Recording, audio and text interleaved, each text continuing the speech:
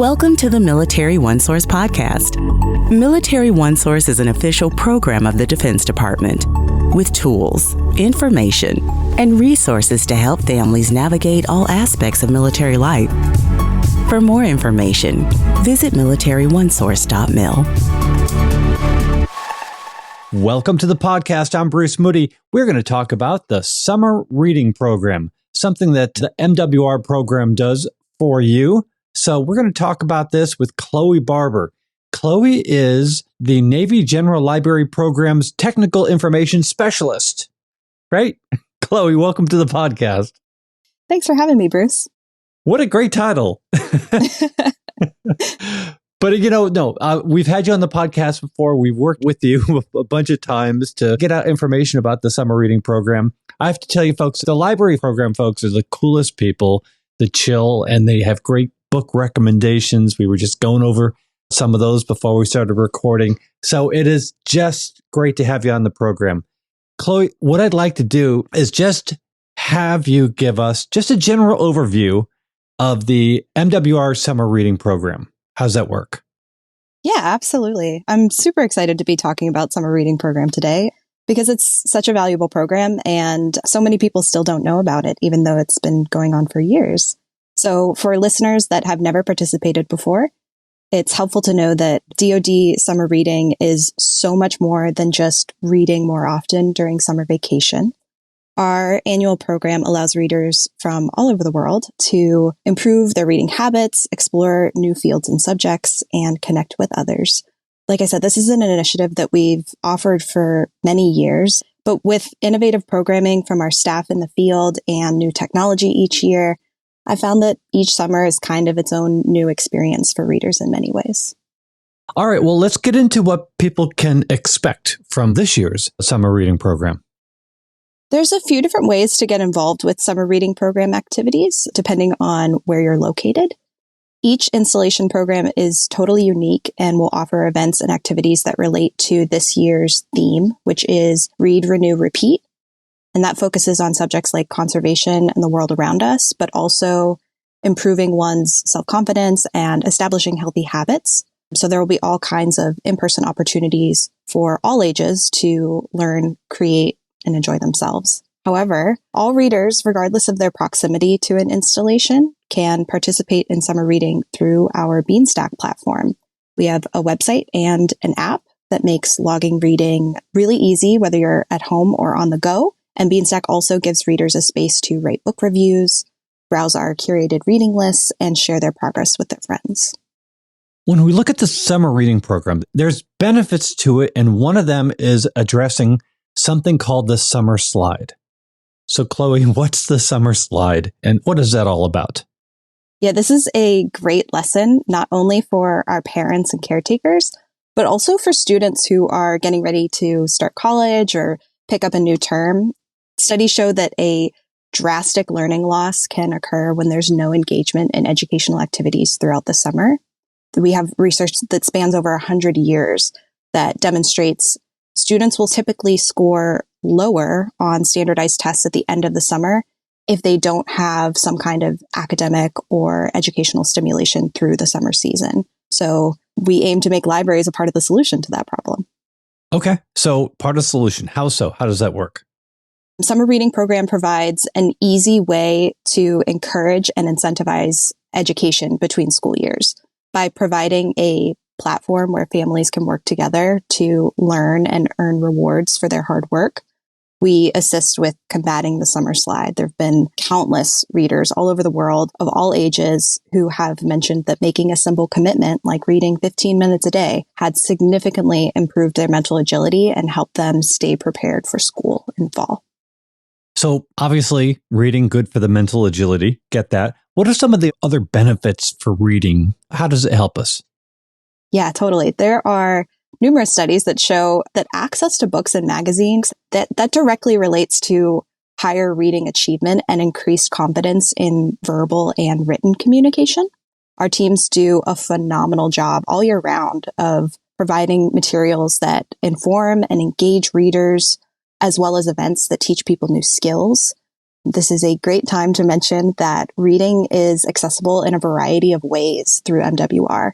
So in addition to our fantastic library facilities on installations worldwide, we also have the DOD MWR virtual library that has hundreds of thousands of titles for all reading levels. Our DOD virtual library collection is available to all eligible MWR users through DODMWRlibraries.org. And that includes adults, right? So the summer reading program is not just for children. How can adults participate? Yes, we like to remind everyone that everyone is a reader, whether they realize it or not. Most working adults will spend at least a few hours a day reading emails alone, which totally counts. Same thing with audiobooks.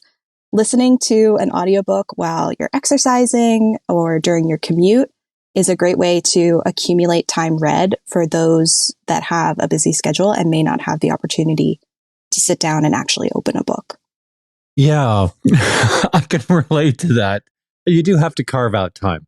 So we were talking about the benefits of reading. Specifically, what are we looking at the benefits of reading for adults? There's lots of benefits for adult readers on top of the prizes that they can earn when participating in a local reading challenge. I'm referring back to all these studies because they do clearly demonstrate that reading on a regular basis, especially for fun, will improve your memory, reduce your stress. I know we all need that, and increase overall cognitive function. Speaking personally, I know that life can get overwhelming, and that's especially true during the summer when everyone has something going on.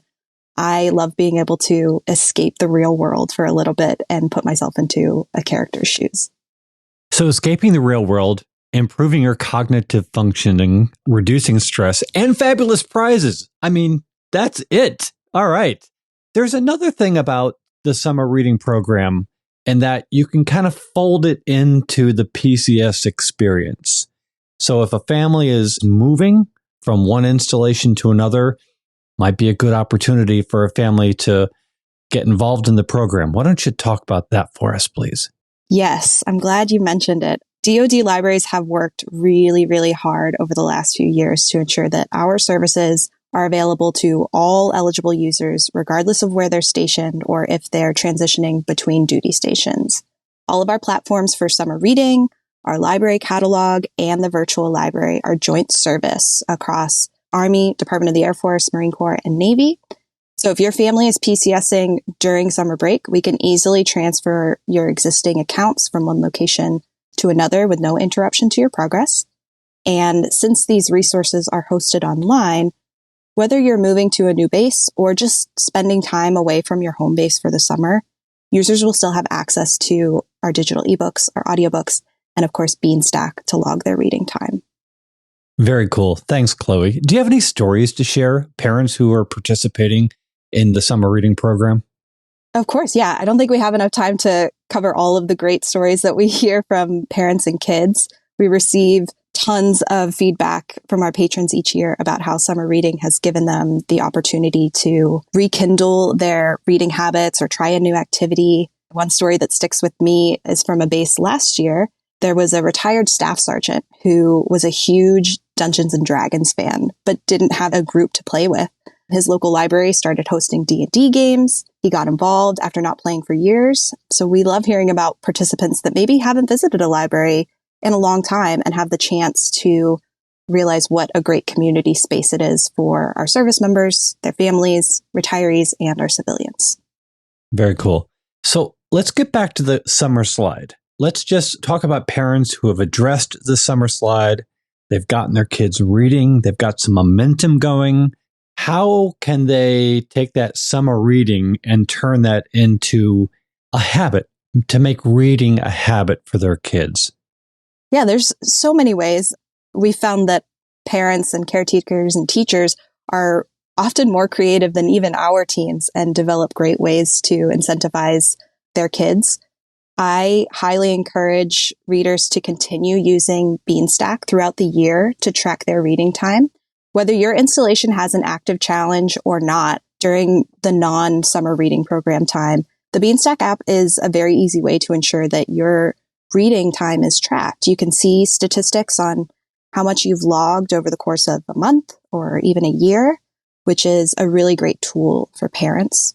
Libraries, unfortunately, don't always have the means to distribute rewards during the off-season, but caretakers can always make it a fun game. We've seen people get really creative and implement things like sticker charts, or we were discussing before we started recording, taking someone out for pizza or ice cream or a sporting event once they reach a milestone. So over time, we've seen those kids develop a love for reading that exceeds the need for a prize, which is truly the best reward. Okay. All right. So yes, there is a benefit, something to be appreciated when you've improved your cognitive functioning, you've escaped reality, and you've reduced your stress. You can kind of call it good at that point and forego the fabulous prizes. So Chloe, I had a question for you, and I just wonder, you mentioned that people are logging in the amount of reading that they're doing. Do you happen to have any number from previous summer reading programs of just how many logged in minutes of reading the military community has done? Yes, we love the opportunity to brag about how passionate our readers. So last year for summer 2023, across all DOD MWR, we accumulated over 78 million minutes read, which is a ridiculous amount of time. It's hundreds of years of reading that our users accomplished in just a few short months. I had a number in mind. It was not 78 million. It's really awesome. Impressive. Yeah, it's super impressive. Good. Oh, that's so fantastic. All right. Yeah, so hopefully we'll even top that number this year. That's great. 78 million minutes. Yes, absolutely. So cool. All right. As amazing as that is, I wonder if there's other activities at installation libraries during the year for children and adults that the libraries offer. Yeah, this is another topic that I could talk about all day long. Our library staff are ridiculously creative. They provide some of the most fascinating events I've ever heard of. Sometimes I see pictures of these events and I get really jealous that I can't participate too. A few really good examples are our library in Atsugi, Japan hosted a ghost bicycle tour in the fall where attendees were led on a guided bike tour across base and they stopped to learn about some spooky local history and legends. We have many, many libraries that I can think of a couple off the top of my head. Dahlgren and Naples, they have partnerships with local service animals to provide programs where kids can practice reading to service dogs to improve their confidence in a stress-free environment. Oh, wow. And we have events that tap into pop culture for all ages. Whiting Field in Florida recently did a Bridgerton-themed event for adults, and everyone got to dress their best for a fancy tea party. So there's something for everyone, and I always encourage people to check out their local MWR website to learn more about events near them. Fabulous. Well, we'll put a link in the program notes so people can read about the DOD MWR Summer Reading Program. You know, Chloe, as we wrap up, what is it about you guys at the library that makes you so cool? And how does that coolness serve as a benefit to the military families? Oh, that's a good question. And how's that for a softball question? And I think that, the best answer is that sometimes we're not cool and we kind of embrace that.